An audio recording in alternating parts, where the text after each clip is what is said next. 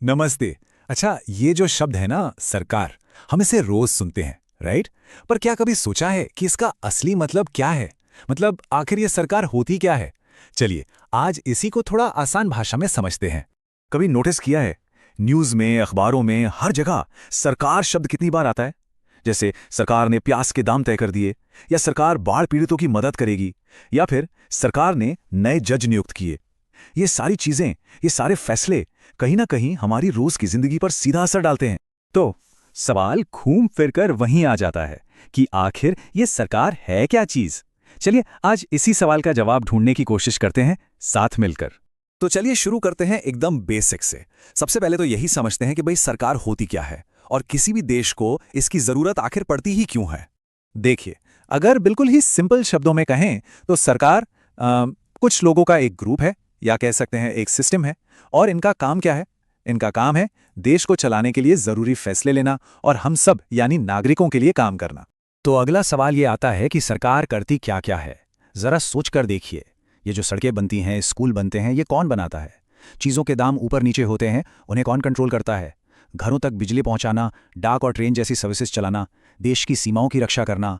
और मान लीजिए कभी बाढ़ या भूकंप जैसी कोई मुसीबत आ गई तो मदद के लिए कौन आगे आता है? इन सारे सवालों का जवाब सिर्फ एक है, सरकार। और रुकिए, बात सिर्फ यहीं खत्म नहीं होती। सोचिए, जब लोगों में कोई झगड़ा होता है या कोई क्राइम होता है तो इंसाफ के लिए कहाँ जाते हैं सब? अदालतों में, राइट? तो ये जो सुप्रीम कोर्ट जैसी संस्थाएं ना, ये भी सरकार का ही एक बहुत बहुत जरूरी हिस्सा हैं। इनका काम है ये पक्का करना कि देश में कानून का राज चले। इसके अलावा सरकार का एक और बड़ा काम है देश की इकोनॉमी को संभालना। जैसे भारत पेट्रोलियम जैसी सरकारी कंपनियां हैं, ये क्या करती हैं? पेट्रोल, डीजल जैसे इतने जरूरी रिसोर्सेज को मैनेज करती हैं। तो ये भी एक तरह से सरकार का ही एक रूप है।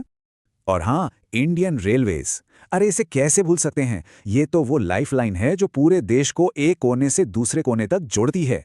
और इसे भी कौन चलाता है? सरकार।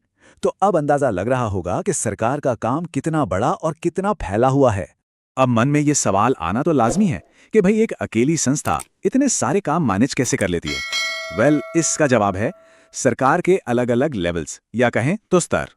देखिए, भारत जैसे विशाल देश में सरकार 3 लेवल पे काम करती है। सबसे ऊपर है राष्ट्रीय स्तर, मतलब नेशनल लेवल, जो पूरे देश के लिए फैसले लेती है। उसके नीचे आता है राज्य स्तर, यानी स्टेट लेवल, जैसे हरियाणा सरकार, ये असम सरकार, जो अपने अपने पूरे राज्य को देखती है। और फिर सबसे आखिर में है स्थानीय स्तर, यानी लोकल लेवल, जो हमारे गांव, कस्बे या शहर के मामलों को देखती है।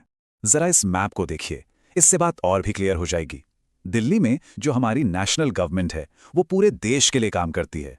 और फिर जैसा देख सकते हैं, हर राज्य की अपनी अपनी सरकार है जो सिर्फ उस राज्य की जरूरतों का ध्यान रखती है। ओके, तो अब तक हम ये तो समझ गए कि सरकार क्या है और कैसे काम करती है। पर एक सबसे बड़ा सवाल अभी भी बाकी है। सरकार को ये सारे फैसले लेने की, कानून बनाने की ये जो पावर है, ये आती कहां से है? कौन देता है उन्हें ये अधिकार? देखिए, इसका जवाब इस बात पे डिपेंड करता है कि उस देश में सरकार किस तरह की है। मोटे तौर पर देखें तो 2 तरह की सरकारें होती हैं। एक है लोकतंत्र, यानी डेमोक्रेसी, जहां हम जैसे आम लोग वोट देकर सरकार चुनते हैं, मतलब पावर हम देते हैं।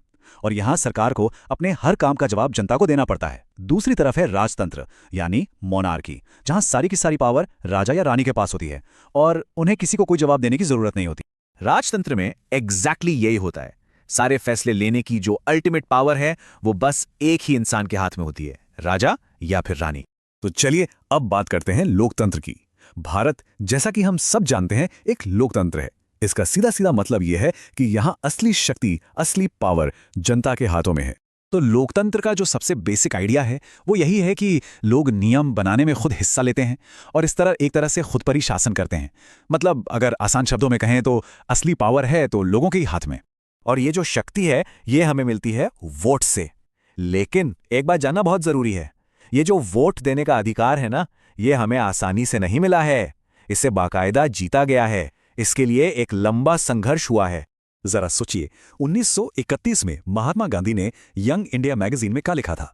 उन्होंने कहा था, मैं ये सोच भी नहीं सकता कि जिस इंसान के पास दौलत है वो तो वोट दे, लेकिन वो इंसान जिसके पास अच्छा चरित्र है पर दौलत या पढ़ाई लिखाई नहीं, उसे वोट देने का हक ना हो।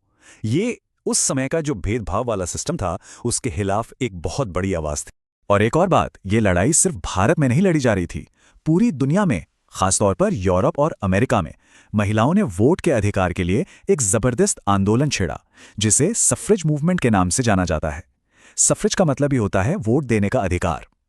अपनी मांग मनवाने के लिए सोचिए, महिलाओं ने खुद को जंजीरों से बांधकर प्रदर्शन किए और कई तो भूख हड़ताल पर भी बैठ गईं।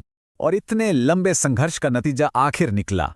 हुआ ये कि जब फर्स्ट वर्ल्ड वॉर के दौरान पुरुष जंग लड़ने गए तो महिलाओं ने घर से बाहर निकलकर सारे काम संभाले।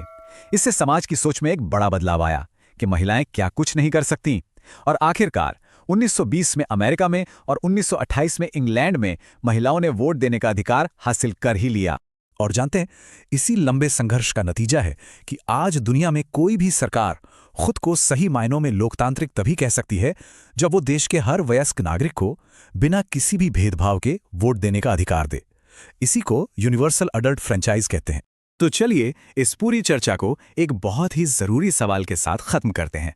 आज भी कई लोग ऐसा मानते हैं कि जो लोग पढ़े लिखे नहीं हैं या जो गरीब हैं, उन्हें वोट देने का अधिकार नहीं होना चाहिए। इस बारे में क्या सोचा जा सकता है? क्या ये एक तरह का भेदभाव नहीं होगा? ये एक ऐसा सवाल है जिस पर सोचना बहुत जरूरी है।